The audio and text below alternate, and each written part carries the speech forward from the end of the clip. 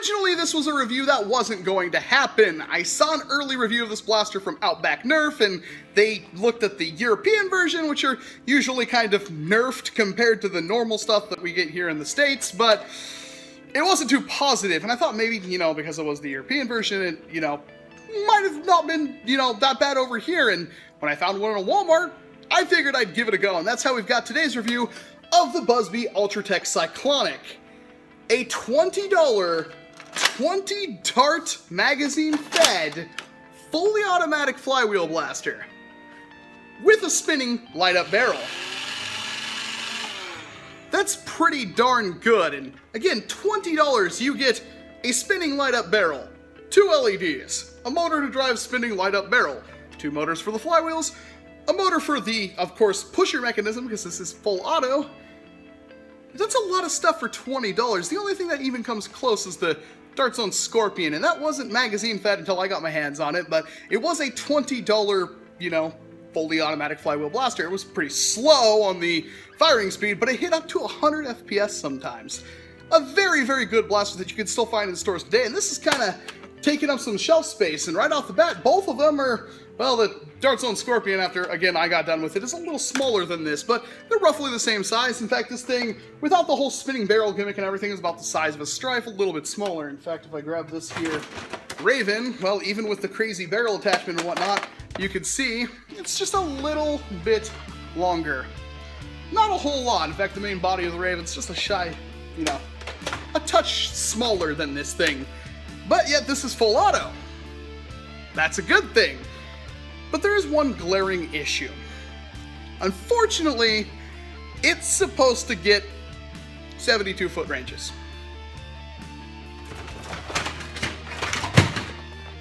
Box right there says blast up to 72 feet.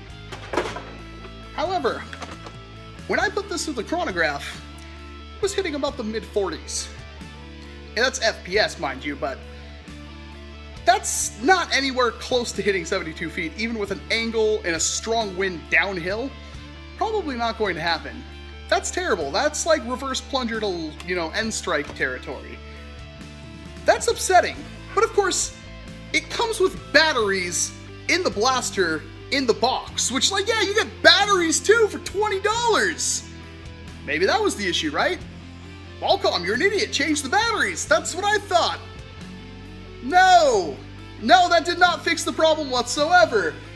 This thing is absolute garbage stock. Terrible. Not worth your time whatsoever.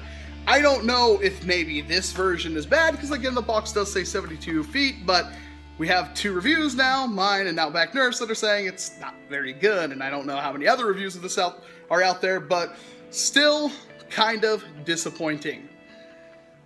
Now, the silver lining is that the blaster itself is not all that bad, because as with any flywheel blaster, you can modify this thing quite extensively. Voltage mods and all that sorts of crazy stuff. One problem, and I know of the internals because, again, Outback Nerf, but first issue is that this flywheel cage, I don't know how well you can see it in there, but the flywheels are gapped pretty heavily. Especially for elite darts. Doesn't grab them all that well. Can you fix that? Probably, but that's going to take a lot of effort. What else? Well, you're probably going to want to remove this whole front barrel mechanism if you're serious at all with it, because that will cut off, a fourth of the blaster right there, maybe even a third. That will make it kind of into a full auto rapid strike pistol without the need to ruin a rapid strike, just a $20 BuzzBee Cyclonic, and who knows if this thing will ever go on sale and become any cheaper than that. I know the BuzzBee Brute was very similar to this, and it did go on sale eventually for something like $11 at Walmart, so that's something to keep your eye out for. But again, it's still garbage stock, so if you want this kind of thing, some people are just going to be like, oh, it looks cool, it's got a spinning barrel, I don't care, I want it anyway, Walcom, that's perfectly fine, but this is going to be one of those blasters where stock, it's almost completely unusable. In fact, if I show you the firing rate here, and I can demonstrate one cool feature, when you half pull the trigger, this starts up, but you're noticing it's not firing yet, but the flywheels are already kind of revving in there. Now, if I pull the trigger all the way back,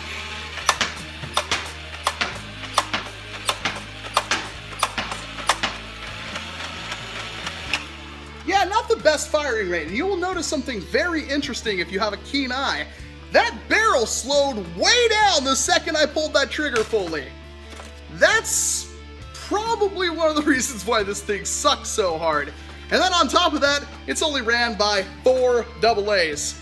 I haven't run it off trust fires or anything crazy like that, but I have a feeling this whole circuitry right here, you know, all these motors, all these lights and everything like that, that's kind of a problem. Kind of an issue. There is one more good thing, however. The BuzzBee Cyclonic has got a very, very interesting pusher mechanism. The pusher mechanism in this blaster is actually mechanical. Now, the Rapid Strike has kind of this little tiny circuit board that most people just remove from their blaster anyway because it's a pain in the butt to keep it in there if you're doing a full rewire. And that's what kind of electrically tells the pusher, hey, stop at a certain point.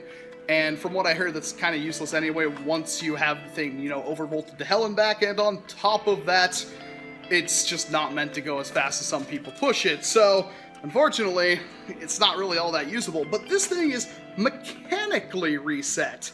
It knows when the voltage is cut and it just kind of slips it and makes it fall back. So that's really good. If there's one reason to get this blaster, it's might be to take out the whole pusher mechanism and throw it in your Rapid Strike build. Not that it will fit easily, but it's something. Unfortunately, that's kind of all there is with this thing. It is a cool looking blaster. It's an interesting idea, but I have to kind of go back to the Dart Zone Scorpion. It had a pretty crap rate of fire, but it hit hard. This thing has a pretty crap rate of fire, and it doesn't hit at all. Mid-40s. That's not really all that usable, so keep that in mind if you're taking your eyes out to look for one of these things, if you're really excited from a lot of the stuff that you might have heard around the internet, because, yeah, it's not looking good. But let me know what you think about the BuzzBee Cyclonic down in the comment boxes below. And of course, if you have any ideas for it or you think I'm totally wrong, let me know. And then of course, if you like this video, you can hit the like button. That helps me out a lot. But there's a dislike button there as well if you want to hit that for whatever reason you fancy. I'm not going to judge.